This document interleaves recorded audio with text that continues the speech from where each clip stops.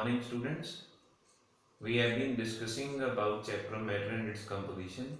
We have discussed different states of matter, the brief description about their particular properties, how the particular solids, liquids, and gases they exist, and how the molecular arrangement is there. That also we have discussed.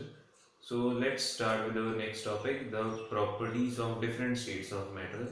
So first one we have to discuss with the shape and volume.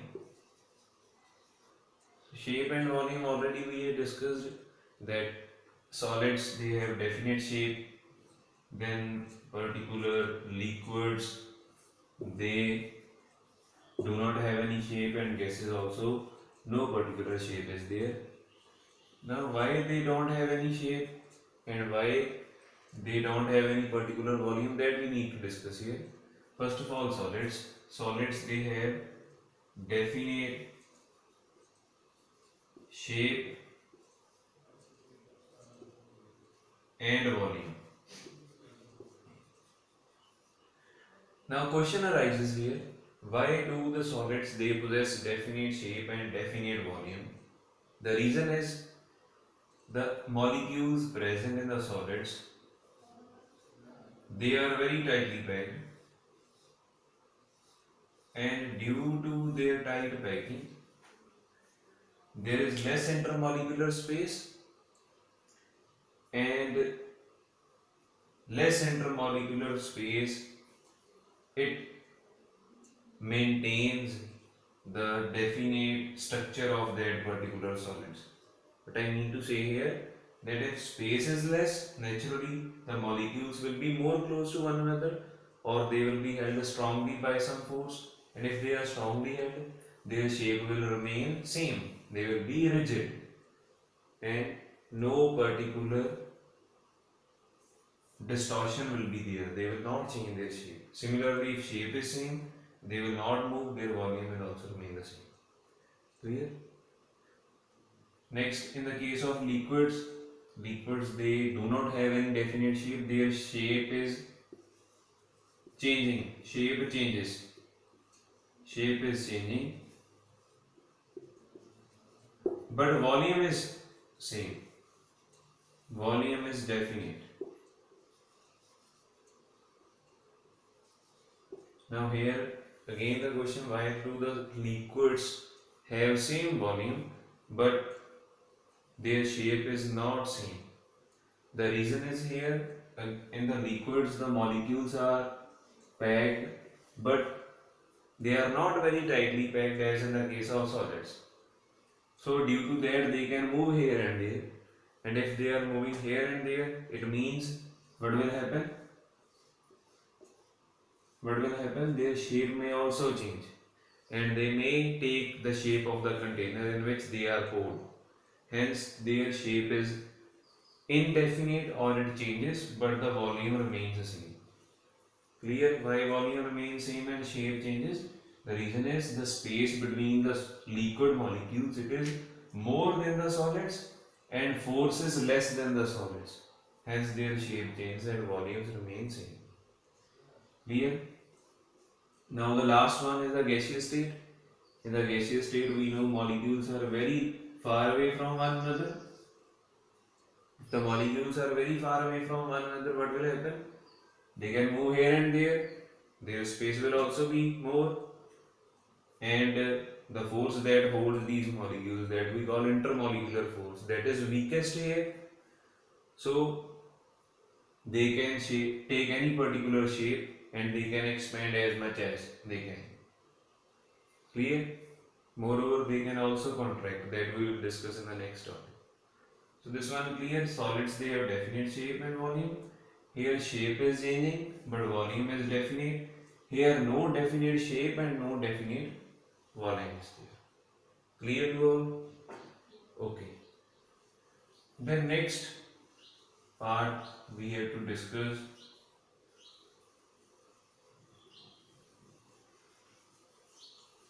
the compressibility. Second one is compressibility.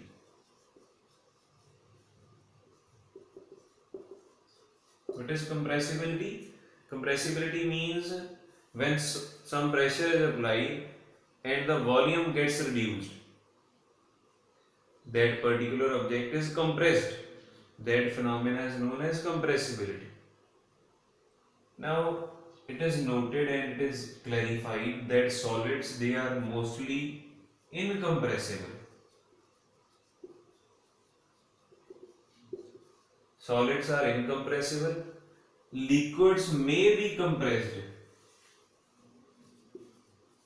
to small extent, to very small extent, while gases are mostly compressible.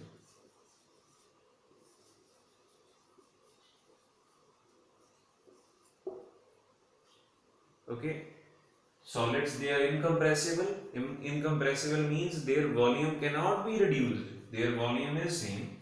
Liquids, they are also very less compressible, or we can say mostly incompressible.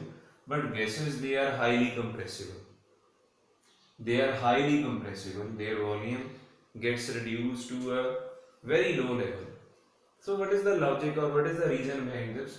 This is also related with the same particular molecular arrangement. Now we know solids, they contain molecules which are tightly packed. If the molecules are very tightly packed, then what particular thing is there? Even on applying more pressure, the particles cannot move. And one more important point is here, they have very less space. Suppose you want to fill something in a bag or want to put something in a bag. If the space inside the bag is sufficient, then only we can add that particular thing inside a bag. If there is no space or very less space, then the addition of that substance in that particular bag becomes difficult. Same is the case here. Solids. Solids have very less space. So due to very less space availability, the molecules, they cannot be tightly held, or we can say they cannot be tightly packed, because already they are tightly packed. So that compaction cannot be here, hence they do not get compressed even on applying large pressure. Clear? Or we can say they are mostly incompressible. Next one is liquids. They can be compressed. Why they can be compressed? Because in the liquids we know there is some space, this one. So if we apply the pressure, force is applied from the outside, what is there? Their molecules may move inside, or may get closely packed or tightly packed, hence they can be compressed. While in case of gases, we know molecules are very away from one another, and on applying the force or pressure, they can be brought closer to one another. And if they are brought closer to one another, there is a reduction in the volume. Hence, they are highly compressible or mostly compressible. We know that a gas, that suppose 100 ml gas is contained in a cylinder, that gas, if it is allowed to escape, it spreads out in a whole room. Similarly, if that gas spread out in a whole room is collected again, it can again be particularly brought in a same cylinder, or can be compressed in a same cylinder by the application of pressure. Hence, the gases are compressible highly, liquids are very less compressible, and solids, they are incompressible. They do not get compressed even on applying a large amount of pressure. Clear? Okay, so next one is fluidity. What is fluidity? The ability to move from one place to another, that is from a region of higher pressure to lower pressure. Now we know solids, they are having definite volume and definite shape, so they do not move at all. Why they do not move? Reason is same in all the different properties. Either it is the particular thermal expansion, or it is with respect to definite volume, definite shape, or it is with respect to the previous one that we discussed, that is compressibility.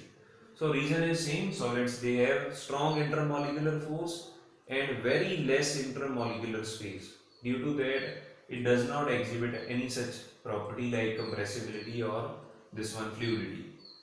Next, liquids, they can flow, means suppose liquid like water, if it is spilled from a bottle, it starts moving from one place to another.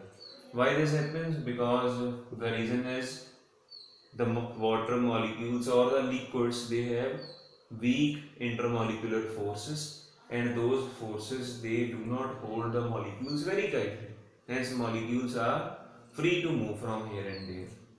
And next, gases, they also can flow, but the rate of flowing or rate of diffusion between liquids and gases is more in case of gases.